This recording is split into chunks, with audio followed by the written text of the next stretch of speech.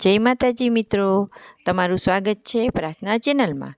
આજના વિડીયોમાં આપણે જોશું આપણા કુળની કુળદેવી વિશે। આપણા કુળની કુળદેવી કોણ હોય છે અને તે આપણી સુરક્ષા માટે શું કરે છે અને તે આપણાથી નારાજ હોય તો આપણે શું કરવું જોઈએ, તે બધું આપણે આજના વિડીયોમાં જોશું। તો વિડીયો શરૂ કરીએ તે પહેલાં જો તમે અમારી ચેનલને સબસ્ક્રાઈબ ના કરી હોય તો હમણાં જ કરી લેજો અને માહિતી પસંદ આવે તો તમારા ફ્રેન્ડ સર્કલ અને પરિવારજનો સાથે જરૂરથી શેર કરજો અને કમેન્ટમાં જય કુળદેવી માતાજી તમે લખવાનું ભૂલશો નહીં। તો મિત્રો, પ્રત્યેક વંશની એક શક્તિશાળી રક્ષક દેવી હોય છે જેને આપણે પ્રેમથી કુળદેવી કહીએ છીએ। કુળદેવી આપણા કુટુંબની સુરક્ષા, સમૃદ્ધિ અને સુખનો આધારસ્તંભ છે, પણ ક્યારેક આપણી ભૂલો અને અવગણનાને કારણે કુળદેવી આપણા પરથી નારાજ થઈ જાય છે અને જ્યારે તે પ્રસન્ન ન હોય ત્યારે જીવનમાં અનેક અજાણી મુશ્કેલીઓ ઉદ્ભવે છે। આજે આ વિડીયોમાં આપણે જાણશું કુળદેવી નારાજ હોય ત્યારે કયા સંકેતો મળે છે અને કેવી રીતે તેને ફરી પ્રસન્ન કરી શકાય। વિડીયો અંત સુધી જરૂર જોજો, કારણ કે અંતમાં છે એક ચમત્કારિક ઉપાય જેનાથી દેવી પ્રસન્ન થઈને ફરીથી આશીર્વાદ વરસાવે છે। તો સૌ પ્રથમ આપણે કુળદેવીનો મહિમા જાણીએ। કુળદેવી એ માત્ર એક પૂજનીય શક્તિ નથી, તે આપણા વંશની રક્ષક શક્તિ છે। આપણા પિતૃઓએ જે દેવીની ઉપાસના કરી તે શક્તિથી કૃપાથી જ ઘર કુટુંબ સુખી રહ્યું। જ્યારે કુળદેવીની પૂજા નિયમિત થાય છે ત્યારે દુર્ભાગ્ય ટકે નહીં, પણ જ્યાં પૂજામાં વિરામ આવે ત્યારે દેવીની કૃપા પણ ધીમે ધીમે ઘટતી જાય છે। કુળદેવી હંમેશા ચેતવણી આપે છે, પણ આપણે સમજતા જ નથી। કુળદેવી નારાજ હોય ત્યારે મળતા સંકેતો। ચાલો હવે આપણે જાણીએ તે અગત્યના સંકેતો જે બતાવે છે કે દેવી પ્રસન્ન નથી। તો પહેલું છે ઘરમાં અશાંતિ। નાના મુદ્દે ઝઘડા, મનમેળ ન રહેવો, શાંતિનો અભાવ અને દેવીના અસંતોષનો પ્રથમ સંકેત છે। બીજું છે ધન સ્થિર ન રહેવું। પૈસા આવે પણ બચતા નથી, આવક હોવા છતાં પણ મુશ્કેલીઓ વધે છે। ત્રીજું છે અચાનક બીમારીઓ આવી જવી, ખાસ કરીને સ્ત્રીઓ કે બાળકો વારંવાર બીમાર રહે। ચોથું છે સંતાનના કાર્યમાં અવરોધ આવે, લગ્ન અટકવું, નોકરી ન મળવી, અભ્યાસમાં વિઘ્ન દેવીની કૃપા ન હોવાનો ઈશારો કરે છે।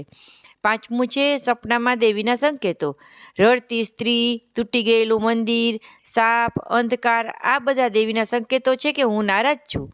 છઠ્ઠું છે ઘરમાં પૂજા ન થવી, પૂજા કરવા મન ન થવું, દીવો બુજાઈ જવો કે મંદિર તૂટી જવું, આ દેવીની અવગણના દર્શાવે છે। સાતમું છે પિતૃદોષની અસર, જો પિતૃ તર્પણમાં વિલંબ કે અવગણના થાય તો દેવી પણ દુઃખી બને છે। આઠમું છે અનિચ્છનીય અવરોધ, સારા કામમાં વારંવાર વિલંબ કે નિષ્ફળતા દેવીની અસંતોષનો સ્પષ્ટ સંકેત બતાવે છે। હવે આપણે જાણીએ દેવીને પ્રસન્ન કરવાના ઉપાયો। કુળદેવી નારાજ હોય તો ગભરાશો નહીં, તેઓ માતા છે, માત્ર તેમની યાદ અને શ્રદ્ધા જોઈએ છે। તો કુળદેવીને મંદિરે જઈને પૂજન કરવું, ફૂલ, નારિયેળ અને કુટુંબ સાથે આરતી કરવી। બીજું છે નવરાત્રિના ઉપવાસ અને દીવો પ્રગટાવવો, ખાસ કરીને નવરાત્રિમાં માતાના નામે ઉપવાસ શ્રેષ્ઠ માનવામાં આવે છે। ત્રીજું છે ઘરમાં દેવીનું સ્થાન શુદ્ધ રાખવું, રોજ સવારે ધૂપ દીપ કરવો અને કપૂર જરૂર સળગાવવો। ચોથું છે કુળદેવીના નામે દાન કરવું, ખાસ કરીને કન્યા, ગાય અને ગરીબ સ્ત્રીઓને ભોજન અર્પણ કરવું। પાંચમું છે પિતૃ તર્પણ કરવું, દેવી અને પિતૃ બંનેને સ્મરણ કરવાથી વંશમાં શાંતિ રહે છે। છઠ્ઠું છે દેવીનો જાપ, ઓમ શ્રીમ હિમ ક્લીમ કુળદેવીએ નમઃ, આ મંત્રનો દરરોજ 108 વાર જપવાથી દેવી પ્રસન્ન થાય છે। સાતમું છે દર શુક્રવારે, સોમવારે દીવો પ્રગટાવવો, ઘીના દીવામાં લાલ ફૂલ રાખીને પ્રાર્થના કરવી। હવે આપણે જોઈએ કુળદેવીને પ્રસન્ન કરવાનો ચમત્કારિક ઉપાય। જો તમને લાગે છે કે કુળદેવી નારાજ છે તો આ ઉપાય 11 દિવસ સુધી સતત કરજો। સવારે નાહીને શુદ્ધ મનથી દેવીના ચિત્ર આગળ બેસો, દીવો પ્રગટાવીને કહો, માતાજી, જો કોઈ અજાણતા ભૂલ થઈ ગઈ હોય તો ક્ષમા કરજો, ફરીથી આપની કૃપા અમારા વંશ પર વરસાવો। આપણા કુટુંબમાં બધા સભ્યો નામે દેવીને નામ લો અને કહો કે માતાજી અમારી ક્ષમા કરો અને અંતમાં જય માતાજી બોલીને આરતી કરો। આ ઉપાયથી દેવીના આશીર્વાદ ફરી પ્રાપ્ત થશે।